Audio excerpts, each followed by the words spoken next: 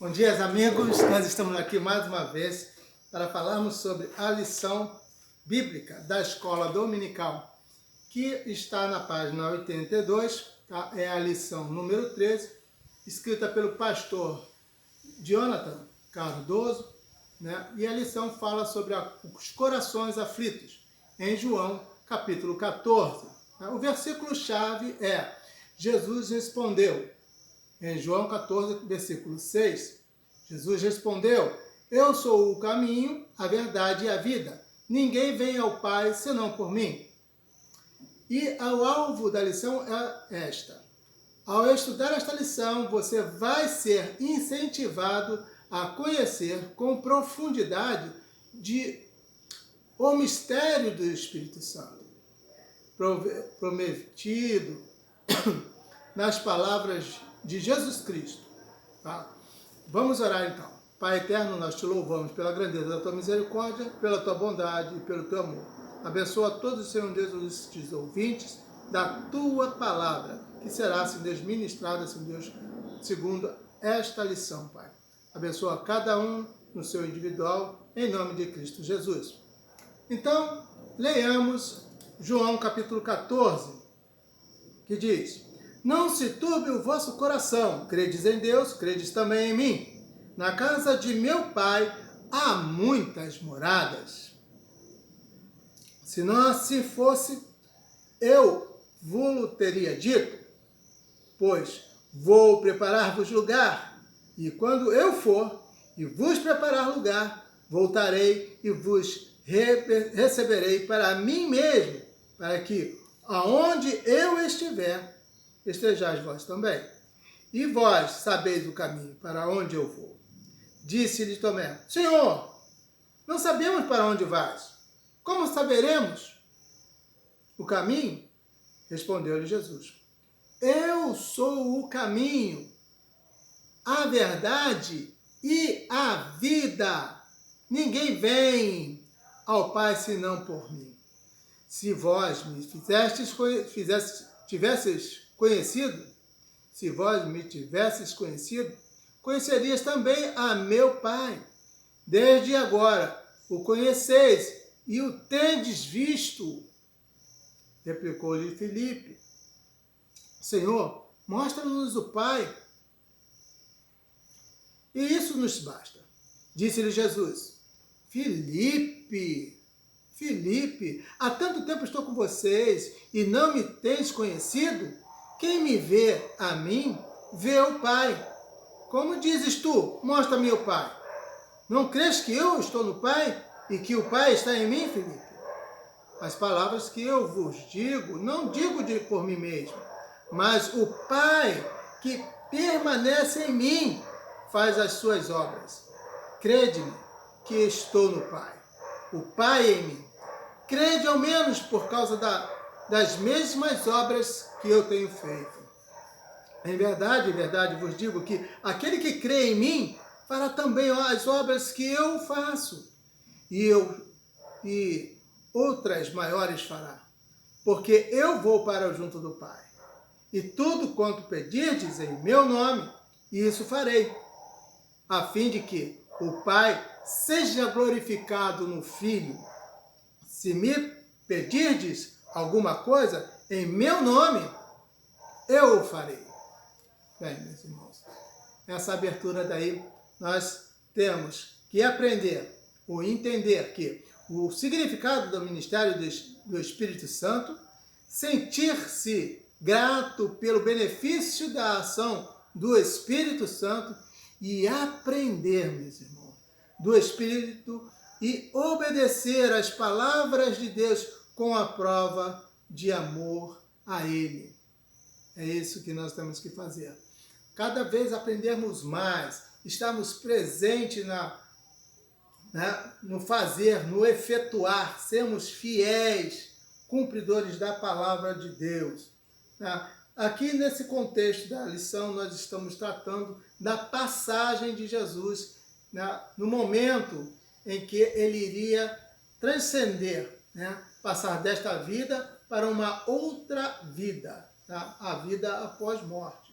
Nós tratamos desse assunto aulas passadas, mas ele tinha consciência disso e estava tentando confortar, alentar, tirar todas as dúvidas dos seus discípulos naquele momento, tá? Então, se você soubesse, tá, de um amigo, de um ente querido, que iria de um momento para o outro, na iminência de passar, né, dessa vida para outra, tá, e ele lhe contasse essa condição, como você se sentiria?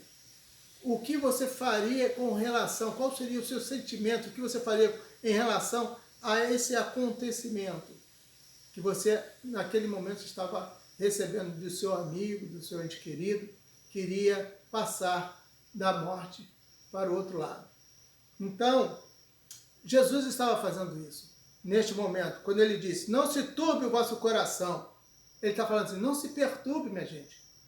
Não fique assim, abatido, não se abata, não fique angustiado por essa condição que eu estou passando, porque eu sei para onde vou. Eu vou estar junto de meu Pai. Né? Esse era um grande dilema, né? Um grande dilema, e nós vamos falar sobre o dilema geral. A palavra de Cristo são de consolo, de estímulo, de direção. Tá? Os discípulos de Jesus ficaram tristes pela iminência da sua partida, mas Jesus lançou sobre ele palavras de vida. E é isso que nós devemos fazer. Passar esperança, porque o nosso Deus, ele é um Deus de vivos, não de mortos. Porque ele ama aquele que morre, porque vai para junto dele. E é isso que nós temos que fazer, passar, né, para os nossos entes queridos, que a qualquer momento também nós poderemos partir. E isso é importante saber que você tem confiança naquilo que você tem professado. A sua fé, onde ela tem se baseado? Ela tem se baseado em Cristo Jesus, aquele que ressurgiu dentre os mortos, o único que ressuscitou. Ele pregava a salvação, e a salvação foi realmente vista quando ele ressuscitou ao terceiro dia. E isso é a nossa certeza e a nossa esperança. E ressuscitaremos também com ele, com um dia. Então, ele consolando os corações perturbados. Tá? É o subtópico, na página 83, tá? E diz o seguinte aqui, a preocupação e o medo tomaram conta dos corações dos discípulos. E por isso Jesus disse que o coração deles não deveriam ficar angustiados. E, em outras palavras, continuasse confiando em Deus, né? Continuasse confiando também nele, em Cristo, porque embora ele fosse morrer, né? Pense bem, o seu amigo morrendo, ali logo depois de ele dizer que iria morrer, né? Sendo cuspido, crucificado, sendo espancado. Como você se sentiria? Aquele que te ensinava a vida estava morrendo. Era contradizente a sua percepção humana, porque ninguém que havia morrido e viesse a ressuscitar pela sua própria força, pela sua própria vontade. Jesus ressuscitou a Lázaro, mas foi Jesus que estava ali, o Filho de Deus, o unigênito de Deus, pelo seu pedido ao Pai, lhe foi atendido. E Lázaro, ao ouvir a voz de Cristo, a ordenança de Cristo, saia para fora, ele foi ouvido e Lázaro ressuscitou. Mas agora era o mestre que estava morrendo. O seu ensinador, aquele que lhe passava a doutrina. Como você se sentiria? E o estimular das pessoas desmotivadas.